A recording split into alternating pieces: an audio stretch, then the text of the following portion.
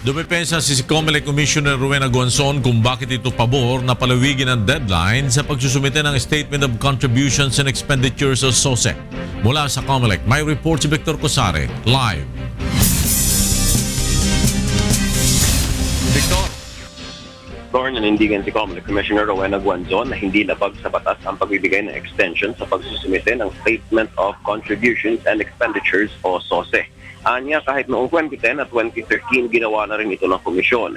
Ni Guanzon, walang pinaboran ang COMELEC sa pagpapasya na ma-extend ang deadline sa pagsusumite ng Contributions and Expenditures reports dahil lahat ng kandidato at partido ay makikinabang dito.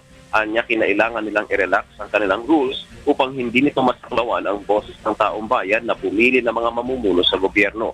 Matatandaang isa sa naging konsiderasyon ng mga commissioners na bumoto pabor sa extension ang dami ng mga hindi makakaupong kandidato dahil hindi sila nakaabot o ang kanilang partido sa unang deadline ng SOSE filing na June 8. Sa hanay ng Liberal Party pa lang, 5 senador, 115 congressman, 40 gobernador at maging si Vice President-elect Leni Robredo ay hindi makakaupo kung hindi makakapagsubite at tatanggapin ng poll body ang SOSE ng LP.